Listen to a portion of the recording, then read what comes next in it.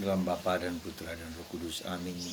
Bapa di surga, kami mengucap syukur dan terima kasih sebagai orang yang percaya dan mengimani Yesus sebagai Tuhan dan penebus, penyelamat, pembebas. Semoga kami semakin menyatu di dalam Kristus, dalam satu kawanan dan satu gembala.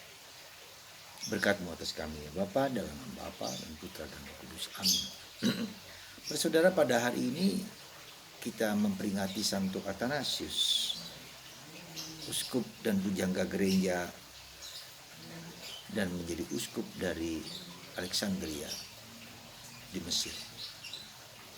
Dan bacaan pertama hari ini juga bercerita tentang bahwa pertama kalinya orang pengikut Yesus disebut Kristen di Antioquia.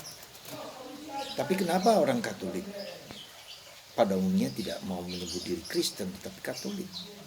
Apa bedanya dan mengapa orang Katolik seolah-olah tidak sesuai dengan kitab suci? Tidak juga. Jadi apa yang terjadi ketika di Antioquia pengikut Yesus pertama kali disebut Kristen? Ya, dalam Kisah Para Rasul bab 11. Tetapi apa yang terjadi pada awal-awal abad pertama itu banyak sekali aliran Kristen. Ya. Aliran Kristen yang benar, ada yang sesat, ya. Ada yang berbeda dengan ajaran Kristus. Ya, seperti Santo Athanasius ini, dia seorang uskup yang menentang aliran Arianisme pada waktu itu, yang menganggap bahwa Yesus hanyalah manusia bukan Allah, dan banyak pengikutnya. Sehingga Athanasius kemudian dibuang, berkali-kali dibuang karena raja mengikuti aliran sesat ini seperti Arianisme. Jadi begitu banyak aliran-aliran sesat pada abad pertama itu. Nah, disitulah peranan dari katakanlah pertama adalah bapak-bapak para rasul. Ya, 12 rasul tambah Barnabas, tambah Paulus, ya. Markus juga. Jadi para rasul. Kemudian mereka punya murid. Yang punya murid inilah kemudian disebut bapak-bapak gereja, bapak gereja awal. Nah, peranan dari Santo Athanasius juga dengan tulisan-tulisannya menegaskan, meneguhkan sekali lagi ajaran Yesus yang benar, ya, ajaran Yesus yang Katolikus, satu. Ya. Kata holos, Katolik itu adalah satu.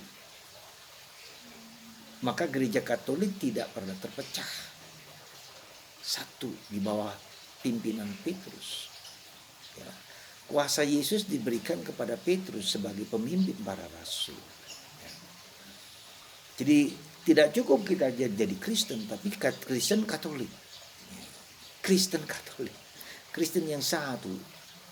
Nah, karena Kristen yang satu di dalam gereja Katolik. Karena Kristen begitu banyak aliran-aliran denominasi yang kurang lebih di Amerika saja sudah 30.000 aliran-aliran yang demikian. Dan pada waktu awal pertama ada banyak aliran yang sesat yang harus dibereskan, yang saling bertentangan, yang saling konflik.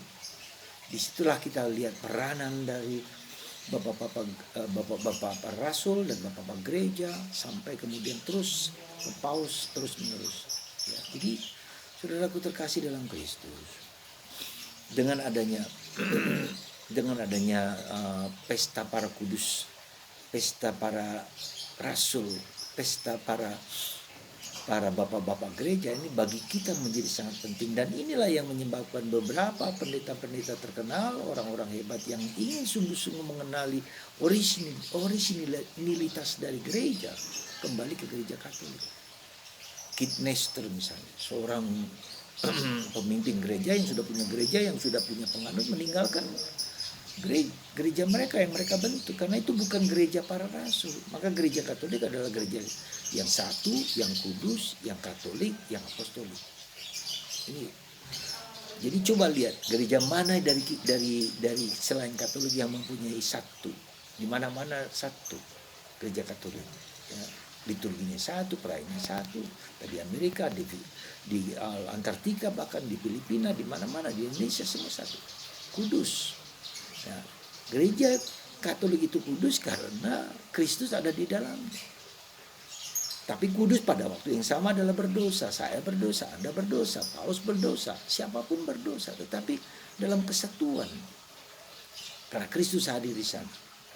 Kemudian kudus Katolik, kata holos satu. Ya, semua. Ya. Dan itu yang dikehendaki Yesus dalam Yohanes bab 17. Yang kukehendaki supaya mereka bersatu di dalam aku. Dan apostolis. Jadi Paus itu bukan pengganti Paus Fransiskus, bukan pengganti Paus Benediktus. Paus Fransiskus pengganti Petrus. Ini harus kita sadari sungguh-sungguh. Ya. Sekali lagi saya mau mengatakan itu supaya kita tak yakin pasti bahwa gereja Katolik adalah gereja yang benar, yang dikehendaki Yesus. Meski ada banyak kelemahan, meski banyak kekurangan. Ya, jadi kita lihatlah kalau ada gereja itu yang tidak apostolis, tidak para rasul, tidak ada kaitannya dengan para rasul, termasuk gereja Protestan. Dia didirikan oleh Martin Luther, Zwingli atau Calvin yang tidak ada kaitannya dengan para rasul, tidak ada kaitannya dengan Petrus. Nah, maka mereka bisa protes, bisa mendirikan gereja yang baru dan seterusnya. Jadi mari saudaraku itu kita terkasih, kita mempunyai satu kesatuan yang dikehendaki oleh Yesus, dan itulah yang didirikan oleh Kristus. Gereja yang didirikan oleh Kristus adalah gereja Katolik. Maka seorang pendeta mengatakan, saya keluar dari gereja Protestan dan masuk gereja Katolik karena saya tidak mau mengajarkan yang palsu, yang hoax, yang false, ya, yang tidak sesuai dengan ajaran Kristus. Dan saya berdosa kalau membawa orang, menyesatkan orang dengan ajaran-ajaran yang palsu. Ya, maka mari kita sebagai orang Katolik harus terus berjuang untuk memahami, mengerti, menyelami.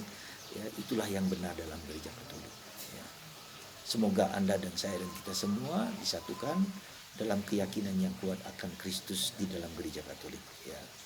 Di sanalah kita menemukan kebenaran. Di sanalah kita menemukan keyakinan, dan itu kalau kita lihat dalam podcast banyak orang yang bertobat karena Yesus sendiri bekerja, Bunda Maria sendiri bekerja untuk orang-orang yang bukan Katolik sekalipun.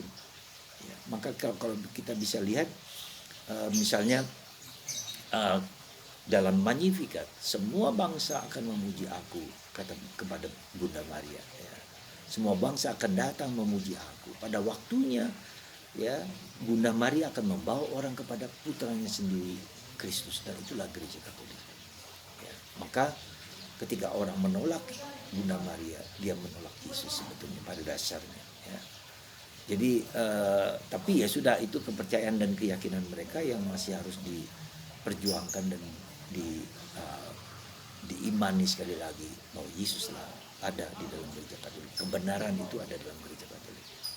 Tuhan memberkati Anda, memberkati kita semua, dan kita harus yakin akan kebenaran yang dibawa oleh Kristus dalam gereja Katolik. Tuhan memberkati Anda semua, dalam Bapa, Putra, dan Roh Kudus. Amin.